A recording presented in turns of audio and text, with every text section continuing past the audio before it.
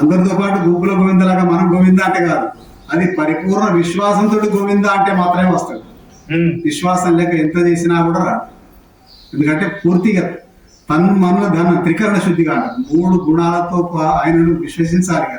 నువ్వు తప్ప నాకు ఏమీ లేదు, లేకపోతే నువ్వు తప్ప శరణ్యమే, నువ్వే శరణ్యం, నాకు ఇంకేమీ లేదని అనగలిగితేనే వస్తాడు. ఇటువంటి కీర్తన వాడేటప్పుడు కూడా, ఇప్పుడు చక్రధారి సింహం ఉందనుకోండి, చక్రధారి లోపల కుమ్మడి ఆయన మట్టి దొక్కేటప్పుడు అలా పిల్లగాడు ఏడ్చుకుంటే వచ్చి ఆ మట్టిలో కడితే ఆ పిల్లాన్ని కూడా తానే చెప్తాడు, లీనమైపోతాడు. తన్మయత్వం కీర్తన వాడితే మన స్వామి చెప్తాడు. అందుకే తన్మయత్వం, ఆర్ద్రత ఉండాలి, కళ్ళకు డీలు కావాలి. అంటే నిన్న మొన్న మనం పాడిన పాట కంటే ఈ రోజు పాట కొంచెం మెరుగై ఉండాలి. మన జీవితం కూడా నిన్న మొన్నటి కంటే ఈ రోజు మెరుగై ఉండాలి. మన లోపల క్రమశిక్షణ నిన్న మొన్నటి కంటే ఈ రోజు మెరుగై ఉండాలి. ఇటువంటి మనం అభివృద్ధి అంటే ఏంటిది అని అంటే, మనం మొన్నటి కంటే నిన్నటి కంటే రేపు బాగుండాలి అభివృద్ధిగా. అంతకుమించి గొప్పగా ఏమవుతుంది, కోట్లు రేపే రావాల్సి అవసరం లేదు.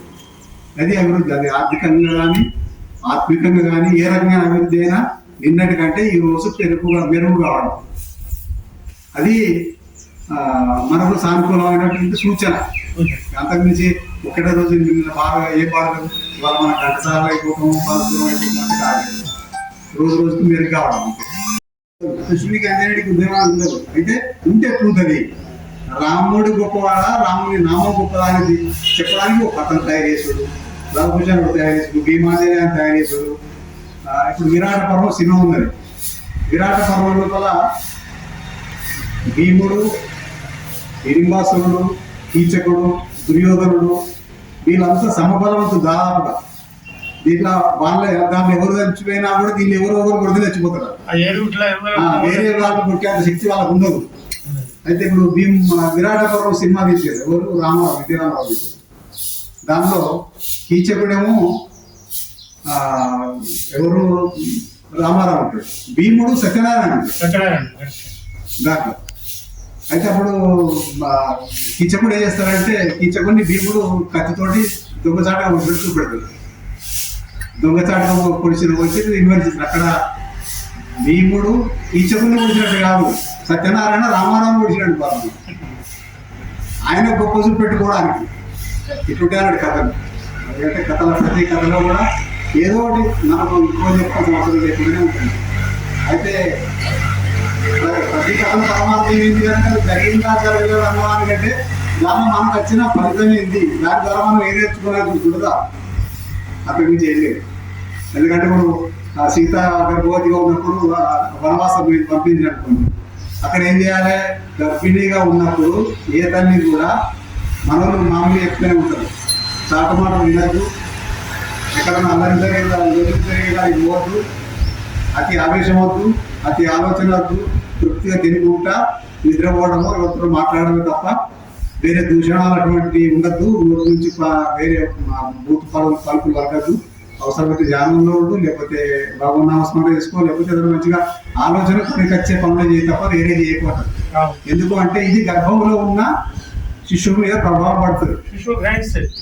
ఇటువంటి ఎన్నో ఉదాహరణలు. దానికి మొట్టమొదటి ఉదాహరణ ఏంటి అని అంటే, గర్భంలో ఉన్నప్పుడే అభిమన్యుడు పద్మవ్యూహానికి వెళ్ళి ఛేదించడం ఎట్లానే నేర్చుకుంటాడు. తర్వాత తిరిగి రావడం ఎట్లానని చెప్పకముందే కృష్ణుడు వచ్చి అర్జునుడు తీసుకుపోతాడు కాబట్టి అది నిలలేకపోతాడు. అప్పుడు పద్మవ్యూహంలో పోయి చనిపోతాడు. రెండవది ప్రహ్లాదుడు సత్యవతి గర్భంలో ఉన్నప్పుడే ప్రహ్లాదునికి రామన హరినామ కీర్తన చెప్తాడు నారదుడు. అది వింటాడు, అది హరినామ కీర్తన కూడా వింటాడు. మనకు తెలిసిన ఒక ఆమె అంటది, వాళ్ళ పిల్లవాడు ఎప్పుడు కానీ నాలుక బయట పెట్టి పాము కదా ఆడిచినట్టు నాలుగైతే తింటున్నాడు. ఇట్లా తింటున్నాడు అంటే, నేను గర్భంలో ఉన్నప్పుడు నాకు ఒకే పాములు అరికొచ్చినాయి కాబట్టి మామూలుగా అట్లనే అంటున్నాడు. అంటే మనం బాగా గుర్తుంచుకో, ఎందుకంటే అది ఆచరణ లోపల కూడా అటువంటి ఉంచుకుంటే అద్భుతమే. అది మనకి ఎటువంటి అబ్బాయి కావాలి అనుకుంటామో అటువంటి ఒక పిల్లలు ముందు పెట్టుకోవాలి. పొద్దున్న లేస్తే అదే ధ్యాస, పడుకునేటప్పుడు లేచిన అదే చేస్తాడు, అబ్బాయో అమ్మాయి అట్లా చూసుకోవాలి ఒకటి. తర్వాత ఆలోచన లోపల కూడా తెలివిని పెంచేటి, శక్తినిచ్చేటి, ధైర్యాన్ని ఎదుర్కొనేటి, భగవంతుని స్మరించుకుని ఇటువంటి నేర్చుకున్నట్టయితే పుట్టబోయే వాళ్ళ సంతానం కూడా బాగుంటుంది. లేదు అంటే ఇవన్నీ ఎన్ని చేసినా కొంచెం ఆ సంస్కారాలు కొంచెం బలహీనపడతాయి. లేదు అంటే అవి పెచ్చులీరిపోతే మనకు విరోధులే వస్తాయి.